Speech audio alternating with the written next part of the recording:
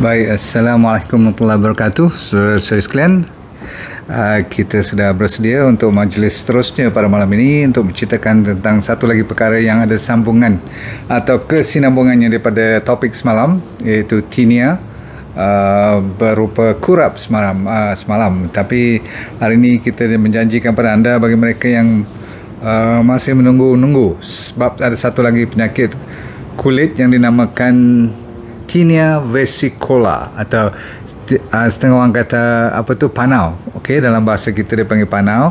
Berarti anda tengok kawasan kulit di depan, selalunya dada ataupun di belakang, penuh dengan ruang kulit yang berwarna ringan ataupun putih daripada kulit anda yang kebiasaan tu. Okey, cuma sebahagian besar daripada anda agak heran, kita selalu panau tu rasanya warna putih, tetapi ada juga warna yang warna gelap. Okey, jadi hari ini kita akan ceritakan berbagai, ada satu lagi warna sebenarnya, berbagai warna sebenarnya. Dia ada shade dia. Okey, dia punya color differentiation antara daripada brown sampaikan cerah atau putih ataupun gelap pun ada. Okey, baik, kalau semua dah bersedia, insya-Allah kita akan sambung. Cerita malam ni tak lama sebab dia cuma memfokuskan satu daripada beberapa jenis tinea. Tinea itu maksudnya apa? Saya cerita semalam, tinea itu bermaksud apa, dalam bahasa Latin dipanggil worm ataupun ringworm, cacing. Sebab dia selalunya asal usulnya warna tak apa juga, tapi dia punya design tu selalunya bulat. Baik, malam ni insyaAllah kita akan menceritakan satu lagi konsep di mana yeast ataupun kulat yang berada di dalam badan kita, terutama sekali di atas kulit, di permukaan kulit yang bermilion-milion Tuhan jadikan. Tuhan pilih antara 80-85 saja yang boleh duduk dengan aman di atas kulit kita tanpa merosakkan apa-apa. Tapi selalunya kalau berlaku macam semalam kita cerita, banyak perkara-perkara yang berlaku yang memungkinkan dia lebih bermaharaja lela. Dia tak mau dengar cakap lagi dah. Begitulah nama kulat kita pada malam ini, ataupun fungus kita pada malam ini, namanya Malassezia furfur. Sebenarnya pernah saya buat cerita dah lebih kurang 9 ke 10 bulan lepas, tapi ramai daripada kita yang tak ingat, dan mungkin ada sedikit pertukaran dari segi terapinya, walaupun tak banyak dari segi rawatannya. Tapi yang alami itu mungkin ada 1-2 yang terbaru yang saya dapat, boleh saya cerita pada malam ini. Okey, baik. Cuba anda tengok, ada tak sebahagian daripada kita yang masih lagi dah lebih pada setahun dua? Ada siapa sini yang lebih pada setahun dua yang menghadapi masalah panau ni? Sebab dia selalunya 80% daripada kita akan dapat recurrence ataupun berulang balik. Jadi dia memang degil disebabkan oleh kekuatan fungus Tuhan bagi. Walaupun begitu kecil dia punya spore tu, dia punya bintik-bintik spores tu kan, yang saya kata selalu berterbangan tu, dia sampai boleh makan kita punya kulit-kulit atas keratin ni.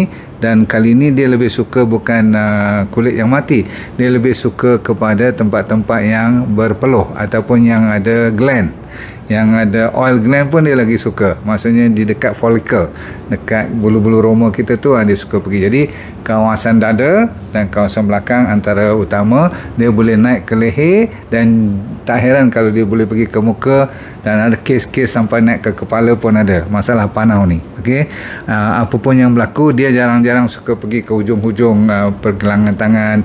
Dia selalunya atas persiku ni, dia lebih dekat ataupun suka mendekati bahagian core. Core tu maksudnya bahagian tengah badan kita.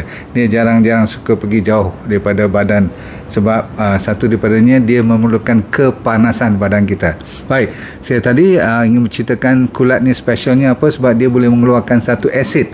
Asidnya nama azelaic acid, dan azelaic acid ni lah boleh merendahkan ataupun menekan melanocyte yang mengeluarkan melanin. Maksud saya, kalau lagi banyak azelaic acid ni, lagi banyak tekanan, maksudnya tak boleh melanin tu keluar, maka kulit kita tak jadi gelap, maksudnya tak jadi balik pada normal. Dia lebih orang kata apa, mencerah, maksudnya lagi lebih cerah di sehari ke sehari, seolah macam you tak kena matahari, padahal you kena matahari. Faham?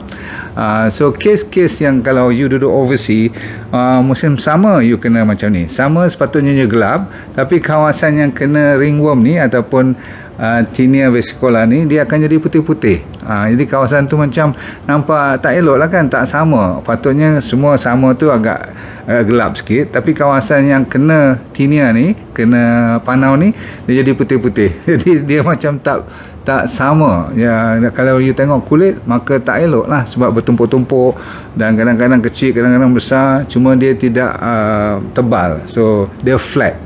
Apapun, azelaic acid inilah menjadi peranan penting yang dia sebenarnya menekan turun tak boleh kerjanya melanocyte ni untuk mengeluarkan melanin yang menjadikan kulit kita jadi normal ataupun gelap.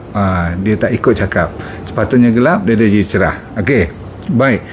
Kalau you duduk musim winter pula opposite. Okey, sepatutnya dia jadi gelap, sepatutnya dia jadi cerah, dia jadi gelap pula. Kan? Alright. So opposite lah. So white spots ni, kawasan-kawasan yang putih-putih yang tak seputih vitiligo. Vitiligo lagi satu step yang ramai orang sampai macam kulit tu macam bersalin kulit pula, jadi putih. Sopak habis kat mata, kat pipi, kat semua muka, tangan, jari, pernah tengok kan? Orang gelap dia boleh jadi putih. Michael Jackson dulu katanya ada masalah vitiligo juga, sampai dia pergi bleach body dia, satu badan semua jadi putih. Itu cerita Michael Jackson kata orang, tapi itu vitiligo. Kalau you dah kena panau, dia mungkin merebak dari satu kawasan ke satu kawasan, dan dia boleh pergi daripada kawasan yang agak sederhana kecil, dia boleh merebak sampai satu dada depan, atau satu belakang sampai ke tengkuk ni, sampai ke leher, sampai ke atas, kadang-kadang naik ke muka. Jadi kalau ke muka tu agak susah sikit kita nak keluar pergi jumpa orang dan sebagainya. Faham? Okey, baik. Sebenarnya orang yang selalu kena lelaki lebih pada wanita untuk kali ini, dan dia boleh sampai, saya kata ke kepala pun boleh, tapi sering kali dia kena chest and at the back. Okey, boleh contagious tak? Boleh berjangkit tak? Jawapannya boleh. Okey, dan saya nak tanya you, kalau you orang yang suka berpeluh, ni antara orang yang senang mendapat panau. So maksudnya peluhnya orang kata over hydrosis, maksudnya you senang berpeluh, sikit je berpeluh, tengok cili je you dah berpeluh, belum makan lagi cili tu. Okey, contoh. Ataupun tempat-tempat yang dia suka kena tu, tempat macam saya kata tadi tu, kawasan yang you duduk sebenarnya. Sebab tu orang tropika senang kena masalah panau ni. Saya ulang, orang yang duduk di kawasan tropika, berarti temperaturenya selalunya hot and humid, panas dan lembap. Ya, sekali lagi saya kata, panas dan lembap memang dia suka. Okey, berarti kawasan kita lah, macam Malaysia, Indonesia, Singapura, Brunei, Thailand, sampai Vietnam lah, lagi tak sejuk tu, dia asalkan panas dan lembap memang senang kena. Siapa yang senang lagi kena? Orang yang suka makan antibiotik. Sikit-sikit antibiotik, malam semalam pun masalah kurap pun sama juga. Sebab ni hampir-hampir 2-3 beradik lah dia orang kan. Cortisone ataupun prednisolone, steroid. Orang yang selalu kena disebabkan oleh penyakit yang serius-serius, dan dia sampai kena ambil steroid. Kadang-kadang orang yang asma pun banyak ambil steroid, dan orang buat treatment seperti kemoterapi. Macam saya dulu kan, steroid sampai 20 biji satu hari kena makan, untuk berapa bulan kena makan tu. Kalau tidak nanti kesan sampingan kemo dan sebagainya. Masya Allah. Nasib baiklah saya tak kena pula panau tak. Okey, gout kena. Okey, sebab terlalu teruk. Diabetes, orang diabetes, yes, orang yang ada masalah autoimun ataupun masalah imunitinya menurun. Sebab tu saya selalu suruh anda menjaga imuniti masing-masing. Sambilan kita nak jaga untuk COVID semua, kita juga jaga untuk masalah-masalah kulat ni, fungus ni. Dia tunggu je nak tengok orang kata lemah aja imunitinya, dia attack. Okey, perempuan yang ada PCOS, polycystic ovarian syndrome tu, masalah-masalah hormon ya, pastinya you kena berhati-hati. Dan memanglah daripada bila-bila pun saya cerita tentang kesihatan, tak lari daripada diet. So diet memainkan peranan penting. Siapa yang masih lagi sukakan gula, balik-balik gula. Okey, gula, susu, dan saya kata daging-daging yang berat-berat, pengumpulan antibiotik, hormon sewaktu binatang tu hidup, banyak mana yang dimasukkan. hormon-hormon ataupun injection antibiotik semasa dia membesar tu. Jadi tuan-tuan puan sekalian, apapun penyakit ni tidak membawa maut dan tidak fatal, cuma tak elok dipandang. Dan yang untungnya panau tak berapa gatal. Jarang-jarang lah ada sedikit kegatalan yang kalau ada super infection, dia tak sama dengan kurap. Kurap memang gatal betul, ya. Panau tak, selalunya orang tak komplain masalah gatal. Dan cara nak rawat pun sebenarnya kalau you ikut betul-betul, memang boleh cepat pulih, ataupun bukan cepat pulih dari segi apa, dia memang harapan untuk pulih tu memang tinggi. Itu tujuan saya cerita. Dan memang tersedia, tak payah kita nak penat-penat tumbuk-tumbuk lagi. Zaman sekarang dah ada ubat-ubatan seperti Nizoral, pernah dengar? Yang dalamnya selalunya ada ketoconazole. Kan saya kata apa saja yang ujungnya azol ni dia boleh lawan fungus. Tapi khas untuk panau boleh kita ambil Nizoral, kita letakkan kat tempat-tempat yang kena tu 2 kali sehari tak apa. Untuk 2 minggu pertama, katakan you kena depan dan belakang, kat leher, kat muka tu jaga baik-baik sikit, jangan kena mata semua. You letak untuk 5-10 minit, lepas tu you bilas dia, boleh. Dia macam shampoo Nizoral ni. Lepas tu satu lagi pun macam Selsun Blue, botol dia tu pun warna biru juga. Okay, Selsun very famous. Masa saya kecil-kecil lagi dah ada ni Selsun Blue ni. Okay, shampoo ni, walaupun dia shampoo, you boleh pakai kat kepala, tapi you jangan lupa letak bahagian yang kena panau selama 5-10 minit. Biar kat situ, jangan kacau dia, jangan gosok apa-apa, biar saja sampai dia dah nak kering macam tu. Nanti you bilas balik, boleh. 2 minggu pertama buat 2 kali sehari, lepas tu sekali sehari. Buatlah antara sampai 2-3 bulan pun tak apa. Kadang-kadang dia perlukan, ada orang sampai 6 bulan baru baik. Sebab apa?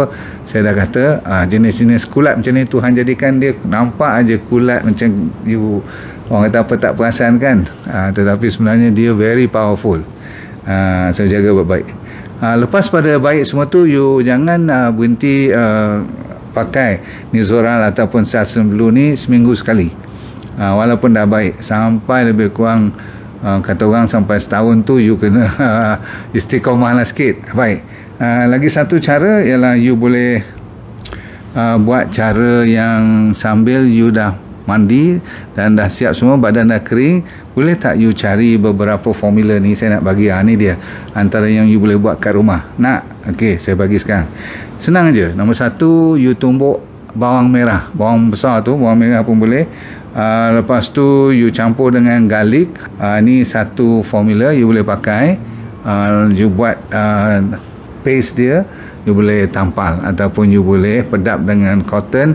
You ambil, you sapu bahagian yang kena panau. Itu satu cara. Cara kedua ialah ginger dengan turmeric, halia dengan kunyit. Okey, agak-agak lah ambil 1 sudu ni, 1 sudu kunyit, ambil sikit black pepper sikit je. Lepas tu jaga baik panas tu, you masuk air, you buat paste dia. Ataupun kalau you ambil turmeric oil, kalau you dapat minyak, kalau tak ada minyak, you minyak kelapa pun tak apa, you sapu bahagian yang kena panau. Satu lagi formula, banyak ni saya nak bagi 4 ke 5. Kalau you tak ada A, ambil B, tak ada B, buat C. Yang ni kalau orang yang rajin main dengan essential oil, dia tahulah. Oregano oil memang famous. Kalau you rajin-rajin pergi kedai atau supermarket besar-besar, kedai organik, dia ada jual oregano oil, grapeseed oil. You ambil lebih kurang 3 titik ni. Lavender oil pun lagi 3 titik. You campur dengan minyak kelapa. Minyak kelapa darah pun no problem. Lebih kurang 1 sudu teh. You campur semua sekali. Kalau you nak titik apple cider vinegar pun dalam tu bagus. Yang ni kira concoction ataupun satu bahan mixture yang cukup cun lah. Yang ni tak baik juga, susah lah benda-benda ataupun bahan lain nak bagi lawanannya, sebab dia ni memang dah complete. Saya ulang lagi sekali, oregano oil 3 titik, grapeseed oil 3 titik, lavender oil 3 titik. Kalau ada apple cider vinegar tak ada pun tak apa, masuk lagi 3 titik. Semuanya dicampur dalam 1 sudu teh minyak kelapa. Minyak kelapa tu sebagai dia punya carrier, supaya you tak pedih ataupun tak kasar sangat lah, maklum saja kan. Okey, so apa lagi? kalau you tengah makan pisang, saya cerita yang ni pelik sikit lah. Pisang tu sendiri, isi pisang tu you lumur kat bahagian you punya panau. Pelik tak pelik, okay? Tapi dalam pisang ni ada bahan yang boleh bantu. Kalau apple cider vinegar saja ada pun, you campur dengan air dulu, jangan sapu dia terus, boleh. Okay, apple cider vinegar itself, dia saja pun boleh membantu merawat. Lagi satu yang famous, orang kata yang ni lebih berhasil walaupun simple, iaitulah parsley. Ada sayur nama daun parsley itu, saya tak tahu bahasa Melayu panggil apa parsley ni, tapi pergilah kat supermarket, dia tulis parsley kat situ. Dia nampak macam daun sup, tapi saya tak perasan daun sup ke daun apa parsley ni kan. Tapi yang saya tahu daun parsley campur dengan perah air lemon, you buat paste juga, you sapu, boleh membantu. Okey, saya bagi cara lain. Kalau siapa yang dekat rumah aloe vera, tahu aloe vera, you ambil isi dia elok-elok, you cari tea tree oil. Jaga baik, tea tree oil ni walaupun saya cakap dan saya bagi tahu, tapi saya cukup takut dengan tea tree oil sebab saya pernah terbakar. Maksudnya melecet dengan tea tree oil tu. Saya tak campur mencukupi, saya tak cairkan dia sebab dia very orang kata apa, panas, dan dia orang panggil boleh melecet. Dan kalau you salah-salah, kalau ambil pure sangat, dia memang akan bakar kulit you ke, kalau kena mulut habis pecah bibir semua tu. So tea tree oil ni you kena hati-hati betul-betul. Selalunya you ambil 2-3 titik saja dalam minyak kelapa ataupun minyak olive oil ke apa, supaya dia boleh ringan, jadi dilute. You campur dengan aloe vera, okey, dah cukup, faham? Alright, sapu je lah kat kawasan yang kena panah tu. Ada satu lagi orang buat dengan baking soda. Semalam pun untuk kurap pun sama. Kan saya kata mereka ni semua kulat ni hampir sama je nak attack dia. Cuma bila panau ni dia lebih spesifik, lebih well design. Kita direkomendkan untuk baking soda campur dengan aloe vera, campur dengan apple cider vinegar. Saya ulang, baking soda campur lebih kurang sama jumlahnya lah. Kalau you ambil baking soda tu lebih kurang setengah sudu, aloe vera pun setengah sudu. Tapi kalau kawasan besar, you buat banyak lah sikit kan, apple cider vinegar, untuk dicairkan dengan air lagi sikit, maka you lumur kawasan yang berkenaan. Ok, last ialah neem. You pernah dengar kan daun neem yang bila kita kena campak tu, kita ambil daun dia tu yang kita kalau gatal-gatal tu, tu daun neem. You mandi dengan daun ni boleh. Kalau banyak sangat panau satu badan. Okay. Siapa yang ada honey yang pure, apa honey ni, madu yang asli, dicampur dengan daun semambu. daun semambu boleh. Okay. Honey, olive oil dan beeswax, sarang madu tu, kan, you ambil tu, you campur elok, semua ni manis-manis belaka, madu, beeswax, campur dengan olive oil, cuba you sapukan. Sebab honey tu terkenal juga antivirus, antibakteria dan juga antifungus. Okey, yang penting you jangan terlalu banyak makan kacang tanah. Ada benda yang dia pantang masa you nak cuba baik cepat ni. Nombor 2, makan buah pun jangan yang terlalu manis dan banyak sangat jus. Jangan buat jus. Kalau nak makan buah pun pantang larangnya jangan makan jus. Okey, sebab memang walaupun fructose tu tak berapa teruk, sebagi saya boleh makan, boleh minum, tapi masa you kena panau ni ataupun masalah-masalah penyakit kulit seperti kurap semalam tu pun tak dibenarkan terlalu manis. Jusnya tak boleh. Okey. Juga apa-apa bahan yang pakai bukan saja pengawet ataupun bahan-bahan yang macam junk food ni, tapi yang ada pembangkit dia, ada ragi dia, ada dia punya orang panggil yeast dia kalau you pakai. Okey. Macam roti, macam bake, buat kuih-kuih ni, kalau ada yang bagi naik pakai yeast tu tak boleh. Okey, you pantang dulu masa you nak baik ni. Sebab apa? Yalah, you tahu sangat-sangat kan, nombor satu dia karbohidrat yang refined, lepas tu pakai pula yeast lagi kat situ, so jaga baik-baik. Yang ada fermentasi, apa-apa yang berbentuk alkohol memang tak boleh, kita tak minum alkohol. Tapi kadang-kadang dari segi makanan kan dia boleh sampai jadi fermented tu, okey. Jadi kalau kita pegang benda-benda terlalu lama tu, jadi bahan-bahan yang fermented tu kurangkan dahulu. Seolah-olah macam you tak faham. Kalau saya kata diet tu, you tergerak hati mesti ingat apa? Sugar nombor satu tak boleh. Macam tu. Jangan buat tak faham tau. Kalau saya kata apa pun, gula is number one enemy untuk banyak penyakit, termasuk fungus ni juga. Coklat pun kalau you nak ambil, hati-hati. Jangan coklat tak ada gula, tak ada susu. So kalau boleh buat sementara ni janganlah. Kecuali kalau you cari dark coklat yang betul. Dark coklat yang betul memang you tak akan suka, tak sedap kan. Okey. Baiklah puan-puan dan tuan-tuan sekalian, saya makan ikan tongkol akan keluar apa tu. Kalau makan ikan tongkol, hati-hati. Kalau masa you kena penyakit macam ni, hati-hati, okey. Sebab kita nak ringankan dengan fasting, dengan berpuasa ni. Last kali saya nak tutup cerita, didapati orang yang rajin berpuasa memang cepat baik daripada masalah, termasuk masalah apa saya kata, masalah kulat yang menyebabkan kita kena panau. Nanti vitiligo tu kalau kita cerita lain kali, dia adalah satu lagi penyakit kulit yang agak lebih serius dan memang mengganggu keselesaan dan dari segi keterampilan kita pun. Maka saya rasa saya nak cerita tentang vitiligo sebab zaman sekarang dah ada cara untuk menyelamatkan atau mengurangkan masalah keputihan yang agak dahsyat tu. Okey, vitiligo sopak. Okey, sampai takat ni panau semua tu masih boleh handle dengan lebih mudah. Cuma vitiligo tu agak sukar sedikit, namun masih boleh. Okey, saya sentiasa mendoakan semoga hidup anda sentiasa dalam keadaan dunia anda bahagia dan akhirat anda ke syurga nanti, insyaAllah.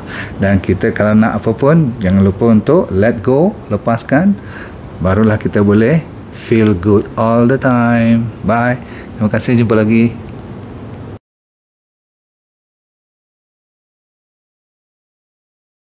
Assalamualaikum warahmatullahi wabarakatuh. Nama saya Dr. Nurdin Darus. Dulu pernah bekerja di Majlis Sukan Negara, Jabatan Psikiatri di University Hospital, dan lepas tu saya buat corporate program. Tapi Tuhan bagi rezeki kat saya untuk kena kanser pada 2001.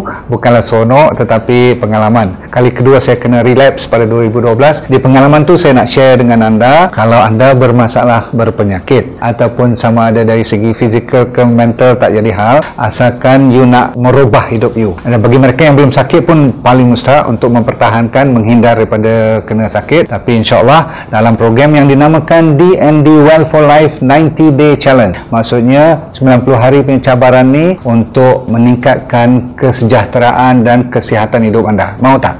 Okey, apa yang dia akan dapat dalam program tu, nanti kita akan ajar teknik-teknik macam mana nak menyelesaikan masalah penyakit dulu secara alami. Kita fokus kepada penyakit yang serius dulu, kanser lah, diabetes, high blood pressure, kolesterol, jantung, untuk autoimun terutama sekali, arthritis, gout, masalah hormon dan sebagainya. Yang penting ialah kalau anda bermasalah emosi pun boleh kita tolong bantu. Yang penting sekali ialah teknik tu. Kita kena bagi kat you dalam masa 90 hari ni, seminggu demi seminggu, saya semacam coach you, iaitu teknik macam 7 day living, teknik 7 prinsip macam mana orang boleh sihat walafiat sepanjang hayat. Kita kena belajar. Orang Okinawa daripada Jepun, apa yang dimaksudkan dengan ikigai, saya akan ajar juga macam mana nak cari hala tujuan hidup. Ramai orang stres sangat sekarang ni, dan kita sediakan doktor-doktor juga untuk bersama bantu you supaya kita semua boleh sama membantu menjadi sihat walafiat, merubah daripada sekarang kepada benda-benda ataupun ilmu yang baru untuk menyihatkan